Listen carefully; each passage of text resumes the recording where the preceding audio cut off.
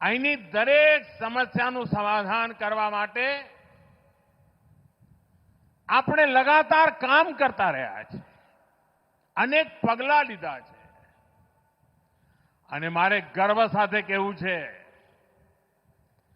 કે દાહોદ વિશે મેં જે સપના જોયા છે ને એ આજે સાકાર થવાનું મને અને આંખો સામે જોવાનું સૌભાગ્ય મળી રહ્યું છે.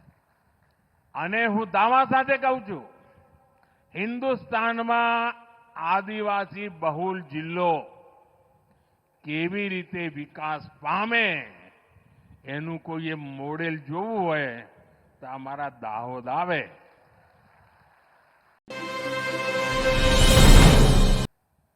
સાથીઓ, પહેલા તો મારે અહીંના બધા લોકોનો આભાર માનવો છે કે મને વચ્ચેથી બધાને મળીને લાવવાનો કાર્યક્રમ બનાવ્યો. અનેક જૂના લોકોના દર્શન કરવાનો મને મોકો મળ્યો.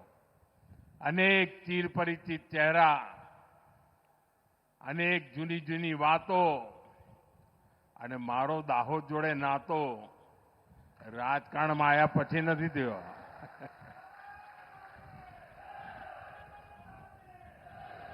લગભગ 70 વર્ષ થયા હશે. બે ત્રણ પેઢીઓને સાથે નિકટતાથી કામ કરવાનો અવસર મળ્યો છે. અને આજે હું પરેલ ગયો. આ વખતે તો કદાચ હું 30 વર્ષ પછી પરેલ બાજુ ગયો હોઈશ. આખું પરેલ બદલાઈ ગયું છે.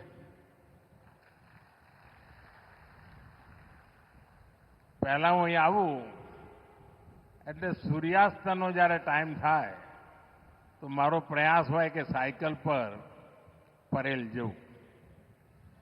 અને વરસાદ થયો હોય અને લીલોતરી થઈ હોય, નાની ટેકરીઓ, ત્યાંથી એક રસ્તો જતો હોય, એવી સાંજ મને આનંદદાયક લાગતી.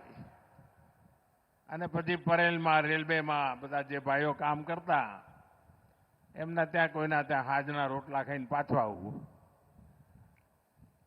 આટલો મારો નિકટનો નાતો. અને આજે પરેલની આન બાન શાન જોઈને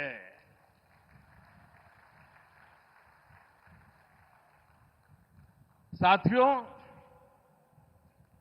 અહીંની દરેક સમસ્યાનું સમાધાન કરવા માટે આપણે લગાતાર કામ કરતા રહ્યા છે, અનેક પગલાં લીધા છે.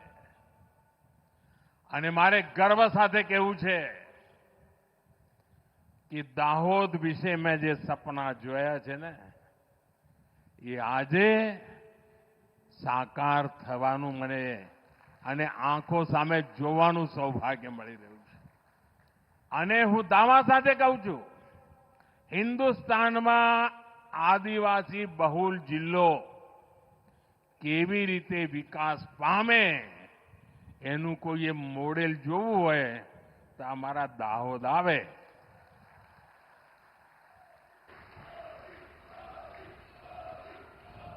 આદિવાસી જિલ્લામાં સ્માર્ટ સિટી બની વાત આવે એ જ લોકોને જરા નવતર લાગે.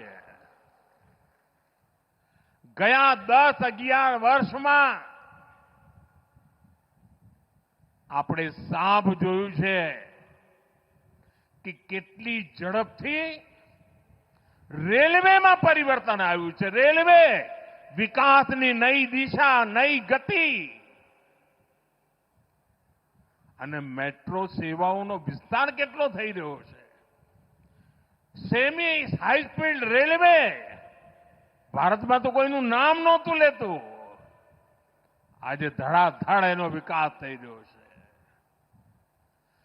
દેશમાં લગભગ 70 રૂટ ઉપર આજે વંદે ભારત ટ્રેન ચાલી રહી છે. અને આજે આપણા દાહોદથી પણ અમદાવાદથી વેળાવળ સોમનાથ દાદાના ચરણોમાં આપણી આ વંદે ભારત ટ્રેન શરૂ થઈ છે.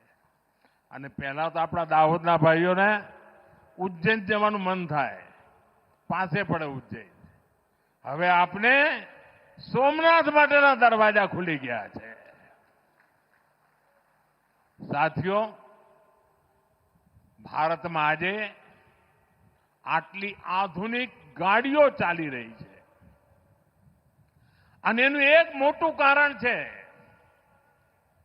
હવે નવી ટેકનોલોજી આ દેશના જવાનિયાઓ, આપણી યુવા પેઢી ભારતમાં જ તૈયાર કરી રહી છે.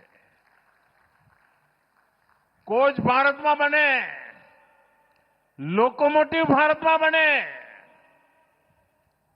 આ બધું પહેલા આપણે વિદેશોમાંથી લાવવું પડતું હતું. આજે પૈસા પણ આપણા, પરસેવો પણ આપણો અને પરિણામ પણ આપણું. આજે ભારત રેલવે સાથે જોડાયેલી અનેક ચીજો બનાવીને દુનિયાનો એક મોટું એક્સપોર્ટર બની રહ્યું છે. આપને જાણી ના હતા, ઓસ્ટ્રેલિયા તમે જાઓ ને તો ત્યાં જે મેટ્રો ચાલે ને એમાં કોચ આપણા ગુજરાતમાં બનેલા છે. ઇંગ્લેન્ડ જાઓ, સાઉદી અરબ જાઓ, ફ્રાન્સ જાઓ, અનેક દેશોમાં ગાડીઓ જે ચાલી રહી છે આધુનિક, એના જે કોચ છે એ ભારતમાં બનીને જઈ રહ્યા છે. મેક્સિકો, સ્પેન, જર્મની, ઇટલી, આ દેશોમાં પણ રેલવે દ્વારામાં જરૂરી અનેક નાના મોટા ઉપકરણ એ ભારતમાં બનીને જઈ રહ્યા છે.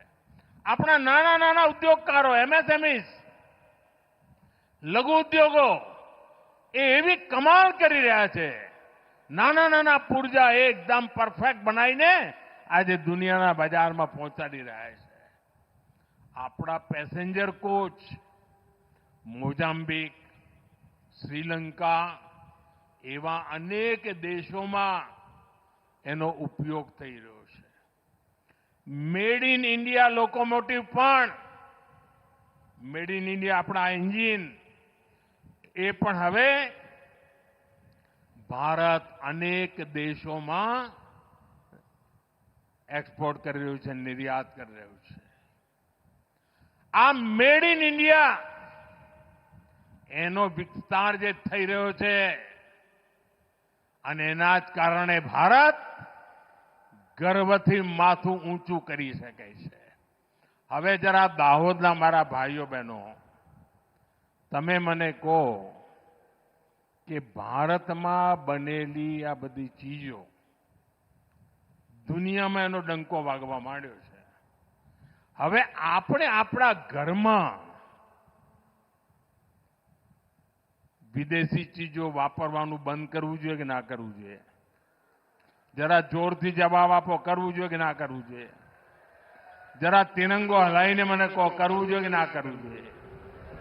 જો તિરંગાની છાયામાં બેસીને તમે કહી રહ્યા છો આપણા દેશમાં બનેલી ચીજો કેમ ન વાપરીએ? આપણે તો શું, ગણેશ ચતુર્થી આવે તો પેલા ઝીણી આંખીવાળા ગણપતિ લઈ જઈએ. આપણા ગણપતિ ને વિદેશી ગણપતિ.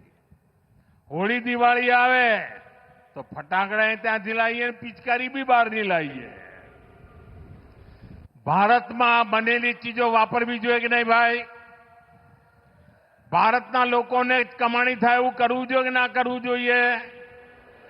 ભારતે આગળ વધવું હોય તો દરેક ભારતીયનો આ સંકલ્પ જોઈએ કે ના જોઈએ?